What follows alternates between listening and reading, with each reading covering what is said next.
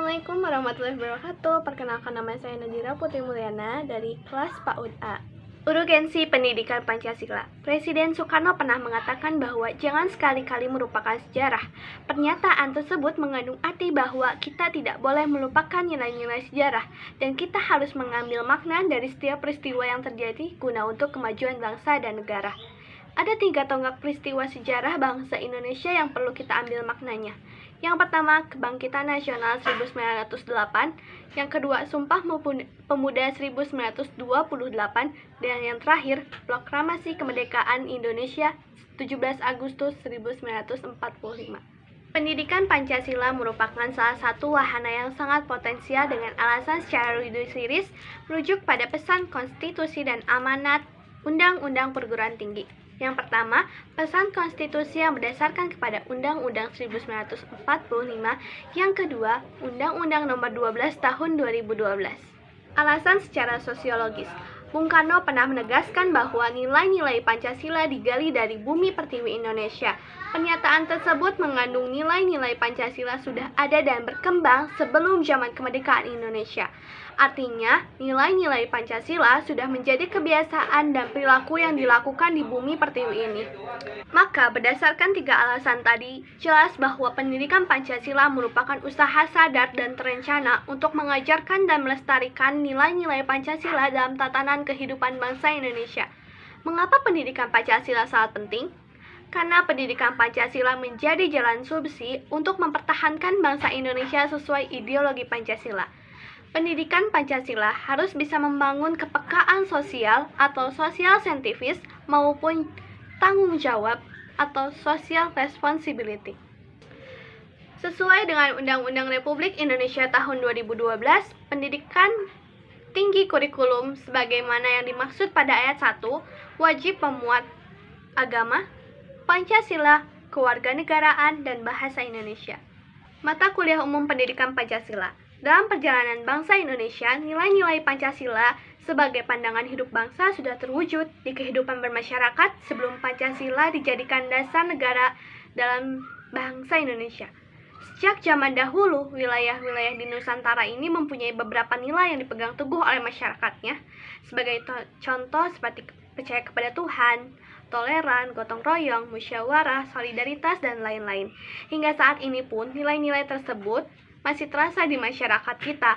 Namun, ada beberapa masyarakat bangsa kita yang mengabaikan nilai-nilai itu sehingga menimbulkan masalah-masalah yang serius.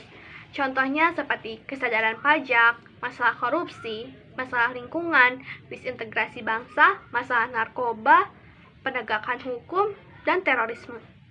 Dari masalah-masalah tersebut terbukti bahwa nilai-nilai Pancasila belum terlaksana dengan semestinya.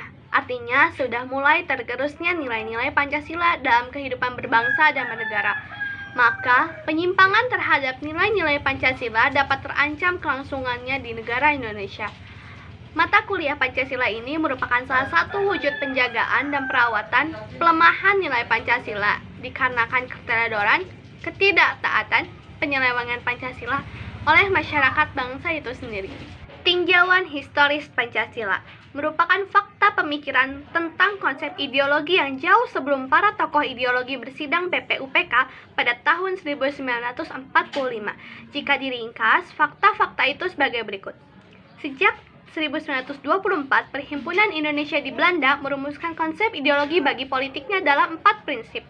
Konsep ideologi Perhimpunan Indonesia sendiri merupakan sintesis beberapa organisasi politik pergerak yang sudah ada sebelumnya. Selanjutnya, Tan Malaka menulis sebuah buku yang berjudul Near the Republic Indonesia.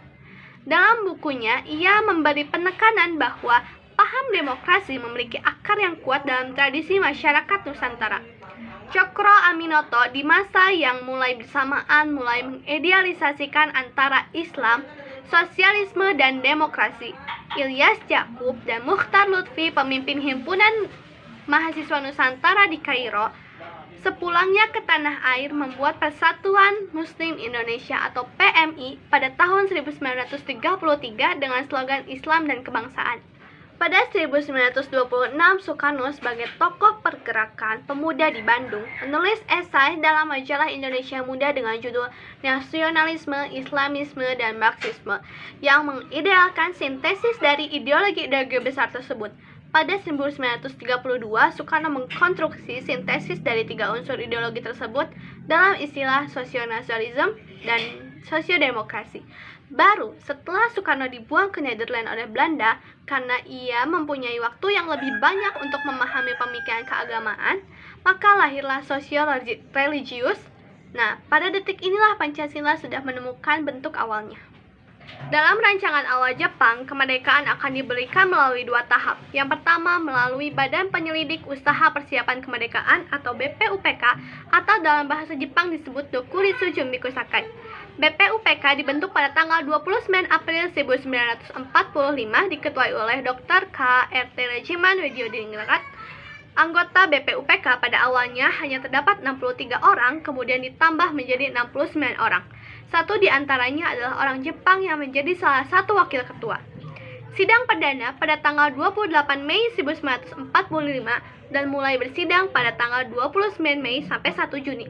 Pada sidang pertama, Ketua BPUPK mengajukan pertanyaan kepada anggota sidangnya. Apa yang akan menjadi dasar negara Indonesia merdeka?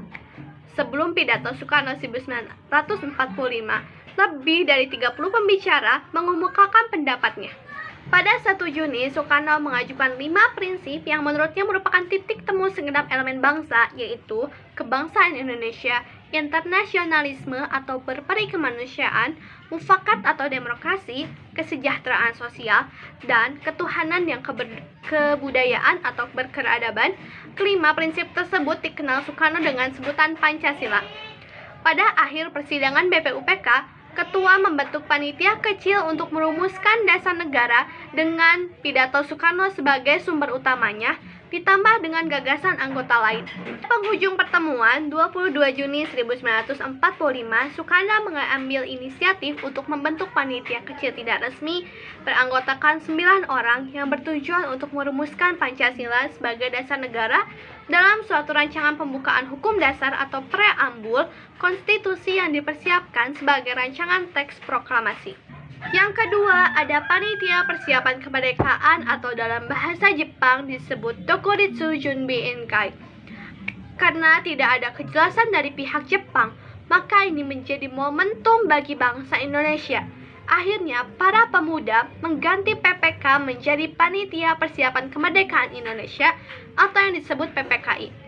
Pembentukan PPKI terjadi pada tanggal 12 Agustus 1945, Soekarno sebagai ketua dan Muhammad Hatta beserta Rajiman Widyodiningrat sebagai wakil ketua.